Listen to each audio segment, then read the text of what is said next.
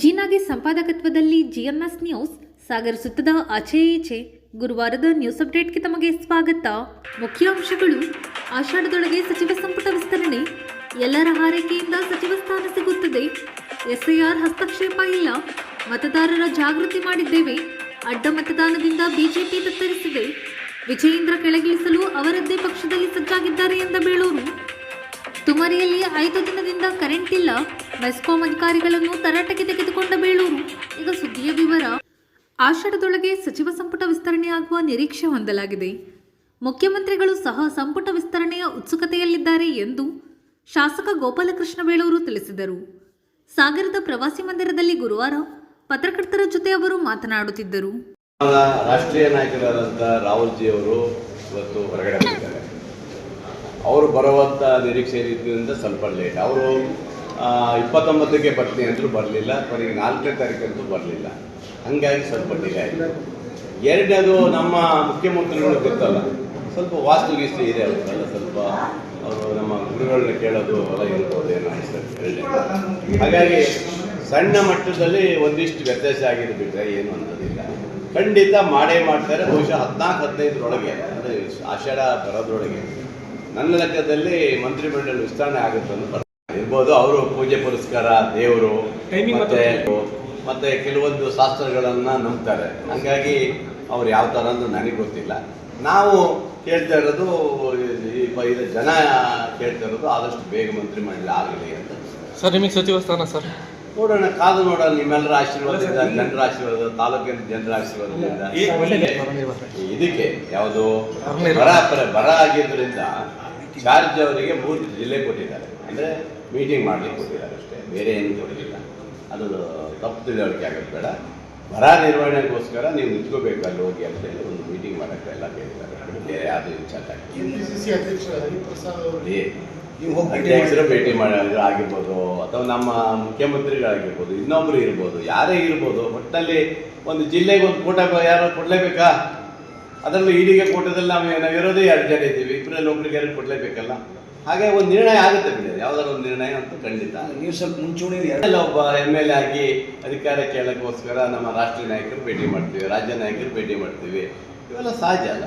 ಹೇಳ್ತಾ ಇದ್ದೀನಿ, ನಾವು ಕರಪತ್ರ ಮಾಡಿದ್ದು ನಮ್ಮ ಪಕ್ಷದ ಇವರಿಗೆ ಮತ್ತು ಮಾಹಿತಿ ಕೊಡೋಕ್ಕೆ, ಅವರಿಗೆ ಅವೇರ್ನೆಸ್ ಮಾಡೋಕ್ಕೋಸ್ಕರ ನಾವು ಬೇರೆ ಕೊಟ್ಟಿದ್ದೀವಿ. ನಾವು ಯಾವ ಅಧಿಕಾರಿಗಳಿಗೆ ಕೊಟ್ಟಿದ್ದೀವಿ ಅಂತ ಯಾರಿಗೂ ನಾವು ಹೇಳಿಲ್ಲ. ನಾನು ಇವತ್ತು ಹೇಳ್ತಾ ಇದ್ದೀನಿ, ಯಾರಂಥ ಅಧಿಕಾರಿಗಳು ಮಾಡಿದ್ರೆ ಅವ್ರು ಸಸ್ಪೆಂಡ್ ಮಾಡಿರಿ ಅಂತಲೂ ಹೇಳಿದ್ದೀನಿ. ಇವತ್ತು ಎ ಸಿಗೆ ಹೇಳಿದ್ದೀನಿ. ನಾನು ಇವತ್ತು ನಿಮ್ಮ ಜಿಲ್ಲಾ ಇದರಲ್ಲೂ ಹೇಳಿದ್ದೀನಿ. ಆದರೂ ಸುಮ್ಮನೆ BJP ಅವರಿಗೆ ಏನಾಗಿದೆ ಅಂದರೆ, SIR ಮಾಡ್ಕೊಂಡ್ಬಿಟ್ಟಿದ್ದಾರೆ. ಕರ್ನಾಟಕದಲ್ಲಿ ಅವ್ರ ಪರಿಸ್ಥಿತಿ ಬೇರೆ ಆಗಿದೆ. SIR ಈಗ ಅವ್ರಿಗೆ ಬೇಡ ಆಗಿದೆ. ಅಲ್ಲಿ ಮೋದಿಜಿಯವರು SIR ಅಂತ ಪಡ್ಕೊಂಡ್ರು. ಕಲ್ಕತ್ತಾ ವಜಾ ಆದಾಗ ಇಲ್ಲೂ ಮಾಡೋಣಂತ ಕರ್ನಾಟಕದ ಜನ, ಅದರಲ್ಲೂ ನಮ್ಮ ಮಲೆನಾಡಿನ ಜನ ಸಾಮಾನ್ಯ ವಿಚಾರದಲ್ಲೂ ಅಲ್ಲ, ಬುದ್ಧಿವಂತರಿದ್ದಾರೆ. ನೀವು ಇದು ಏನು ಕಲ್ಕತ್ತಾ ಅಥವಾ ಬೇರೆ ರಾಜ್ಯದಂತ ತಿಳ್ಕೊಳ್ಳೋ ಪ್ರಶ್ನೆ ಇಲ್ಲ. ಇಲ್ಲಿ SIR ಬಗ್ಗೆ ಜನರಿಗೆ ಮಾಹಿತಿ ಇದೆ, ಅವೇರ್ನೆಸ್ ಇದೆ. ನನಗೆ ವೋಟಿಂಗ್ ಪವರ್ ಬೇಕು, ನನಗೂ ಸರ್ಕಾರದ ಹಕ್ಕು ಬೇಕು, ನನಗೂ ಸರ್ಕಾರದ ಸವಲತ್ತು ಬೇಕು ಅನ್ನೋದು ಎಲ್ಲರಿಗೂ ಇದೆ. ಹಾಗಾಗಿ ಇಲ್ಲಿ ಜಾಸ್ತಿ ಒತ್ತಾಗಿ ತೊಗೊತಾರೆ. ಅವ್ರು ಹೇಳೋದು ಮುಸ್ಲಿಮರಿಗೆ ಮಾಡ್ತಾರೆ, ಮುಸ್ಲಿಮರು ಏನು ಮುಸ್ಲಿಮರಿಗೆ 60 ಇಲ್ವಾ? ಹಿಂದೂಗಳಿಗೆ ಎಷ್ಟು ಇದೆಯೋ ಅವರಿಗೂ ಇದೆ, ಕ್ರಿಶ್ಚಿಯನ್ರಿಗೆ ಇದ್ದಾರೆ, ಜಾತಿಗಿದೆ, ಎಲ್ರಿಗಿದೆ. ಪಾಕಿಸ್ತಾನ ಮತ್ತು ಬಾಂಗ್ಲಾ ಇದ್ದರೆ ಒದ್ದು ಹೊರಗಾಕ್ತಾರೆ, ಅವ್ರಿಗೆ ಯಾರಿಗೂ ಕೊಡಕ್ಕೆ ಹೋಗಬೇಡಿ ಅಷ್ಟೇ. ಇಲ್ಲಿರುವಂಥ ಸ್ಥಳೀಯ ಯಾರು ನಮ್ಮ ದೇಶದಲ್ಲಿ ಇದ್ದಾರೆ, ಇಲ್ಲಿ ಇದ್ದಾರೆ, ಅವ್ರಿಗೆ ಮಾಡಿ. ನೀವು ಬಾಂಗ್ಲಾದೇಶಿ ನಾವು ಕೊಡ್ರಿ ಅಂತ ಕೇಳೋದಲ್ಲ, ಬೇಡ ಅವ್ರು ಹೊರಗಾಕಿರಿ, ನಾವು ಬೇಡ ಅನ್ನೋದಲ್ಲ. ಪಾಕಿಸ್ತಾನ ಇದ್ರೆ ಖಂಡಿತ ಒದ್ದು ಹೊರಗೆ ನಾವು ಬೇಡ ಅನ್ನೋದಲ್ಲ.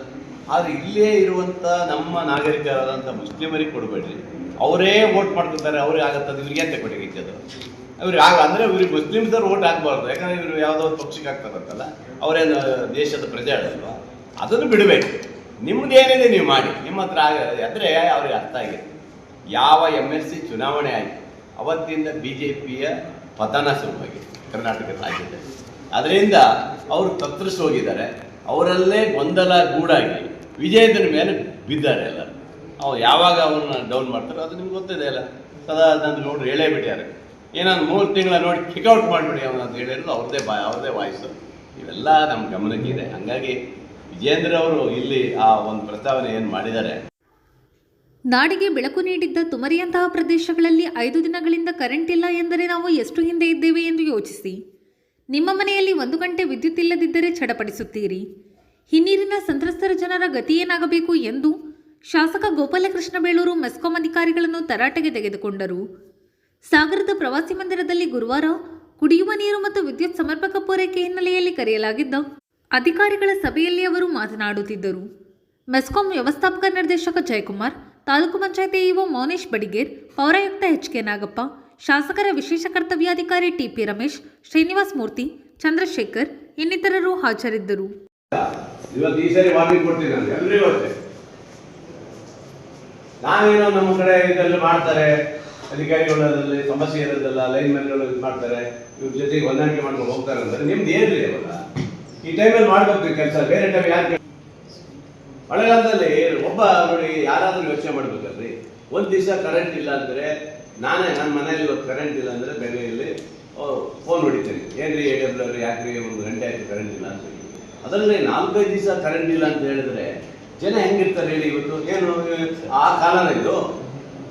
ಇವತ್ತೇನು ಟೆಕ್ನಾಲಜಿ ಭಾರಿ ಚೆನ್ನಾಗಿದೆ. ಇವತ್ತು ನಿಮ್ಮ ಮಿಷನರಿಗಳು ಬೇರೆ ಬೇರೆ ಬಂದಿದ್ದಾವು, ಎಲ್ಲ ಇದಾವು. ಇನ್ನು ಯಾವ ತರ ಆಗ್ಬೇಕು ಹೇಳಿ. ಅದರಲ್ಲಿ ಕೆಲಸ ಮಾಡೋದ್ರೆ ಇನ್ನೂ ಕಷ್ಟ ಆಗುತ್ತೆ ನಮ್ಗೆ ಇದೆಲ್ಲ. ಈ ಇನ್ನೇನು ಏನಪ್ಪ ಅದಷ್ಟೇ ತಾನೇ ಚೇಂಜ್ ಮಾಡಬೇಕು. ರೀಸೆಂಟ್ ಪ್ರೊಮೋಟಿವ್ ಆಗಿ ಬಂದು ಸರ್, ರೀಸೆಂಟಾಗಿ ಬಂದು ಸರ್, 1-2-6 ತಿಂಗಳೇನೋ ಆಯ್ತು ಸರ್. ಈಗ ಅಲ್ಲಿ ಸಿಗ್ತಾರಲ್ಲ ಇವ್ರು ಹೋದಾಗ ಅಲ್ಲೇ ಇರಕ್ಕೆ ಬ್ಯಾಕ್ ಸ್ಟೇಷನಲ್ಲಿ ಇದೆ ಸರ್. ಕಳಿಸ್ತೀನಿ ಸರ್. ಅಲ್ಲ ನಿಮ್ಮ ಮಾತು ಕೇಳಿ ಸರ್ ಅಂದ್ರೆ ಕಳಿಸ್ತೀನಿ. ಅವರೇಸ್ ಕೊಡ್ಬೇಕು ನೀವೆಲ್ಲ. ಹಾ ಅದೇ ಸರಿ, ನೀವು ನೋಟಿಸ್ ಕೊಡ್ಬೇಕು. ನೀವು ಯಾರು ಕೆಲಸ ಮಾಡಲ್ಲ, ಸ್ವಲ್ಪ ನೆಗ್ಲೆಕ್ಟ್ ಮಾಡ್ತಾನೆ. ಇಡೀ ನಮ್ಮ ಜಲಾಶಯಗಳು ತುಂಬಿ ತುಳುಕಿದ್ವು.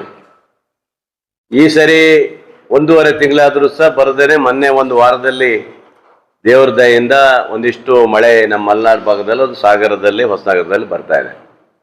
ಈ ಸರಿ ಬಂದಂತ ಮಳೆಯಲ್ಲಿ ಬಹಳ ಗಾಳಿ ಜಾಸ್ತಿಯಾಗಿ ಒಂದಿಷ್ಟು ಬುಡ ಸಮೇತವಾಗಿ ಮರ ಬಿದ್ದು ಬಹಳ ಕಂಬಗಳು ಈ ಸರಿ ಹಾಳಾಗಿದ್ದರಿಂದ ಸ್ವಲ್ಪ ನಮಗೆ ಗ್ರಿಡ್ಡಲ್ಲಿ ಇದರಲ್ಲೆಲ್ಲ ಪ್ರಾಬ್ಲಮ್ ಆಯಿತು.